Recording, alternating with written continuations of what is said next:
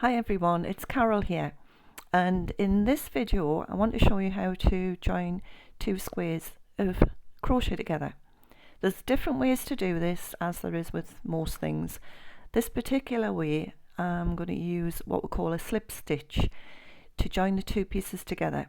So I've got my two squares here, and I'm going to use some white thread so that you can see quite easily what I'm doing.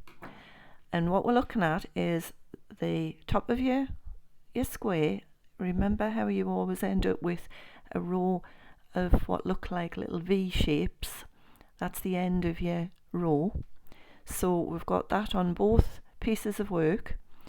We're going to put those two together, and the way we're going to join them is we're going to go into the two parts of the V. So we're not going through the full V, we're going through just one part of the V.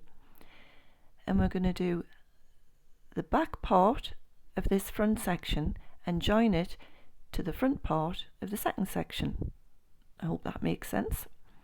So I'm going to start off with my usual slip knot, I should say, slip knot. So start off with a slip knot.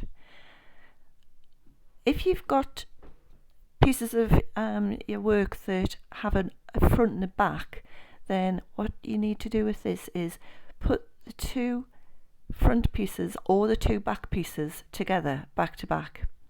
As long as they're both the same, then once you've stitched them, they should look the same from either side.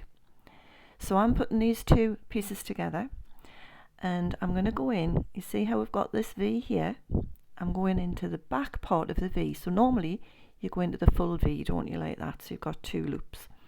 But we're going to go into just the back part of it, and then on the other piece of work we've got our V there, and I'm just going to go into the front part of it. Then I'm going to take the yarn and I'm going to do a yarn over, and I'm going to pull through all three loops.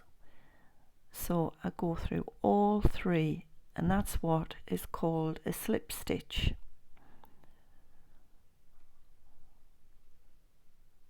You see that? So we're going to do the same with the next section.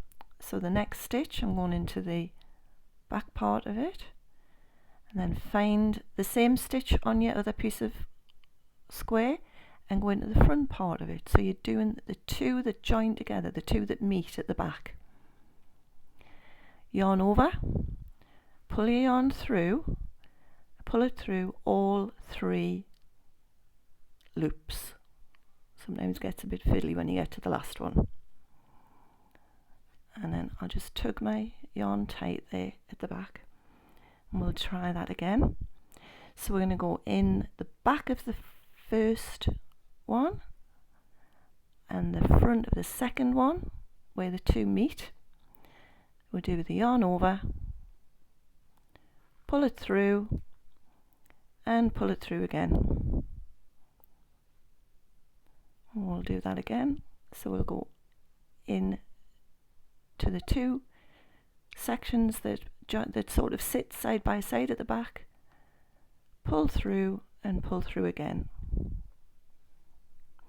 It is a little bit fiddly doing the slip stitch, but once you get the hang of it, so you're going through one loop and one loop, yarn over, and you're pulling through all three loops. So you've got one loop on your hook, you're going through one loop, and then the next loop, yarn over, and you're pulling your yarn through all three.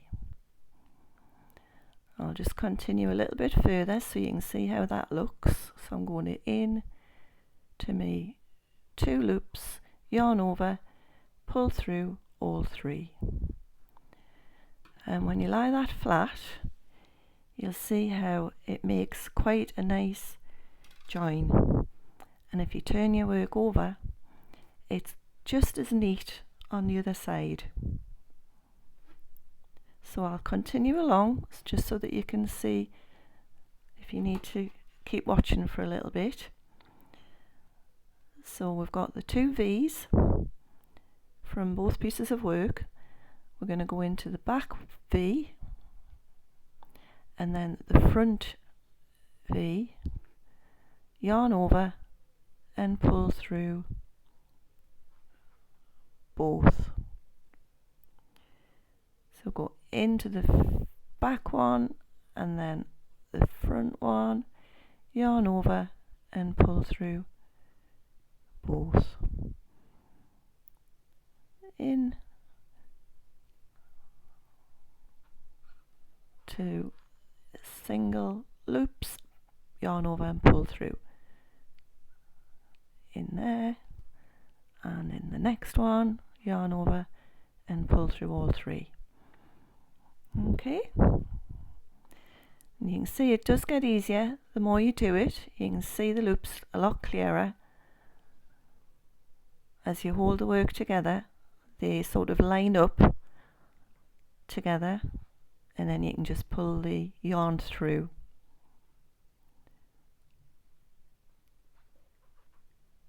And you just continue all the way to the end, and you can see how neat that looks. And it's quite nice when you've got a contrasting colour as well, but if you'd done that in the same colour as your squares, you would hardly see it. And it lies quite flat once it's stretched out, and you've just got a slightly different design on the back. So that's your next task to try.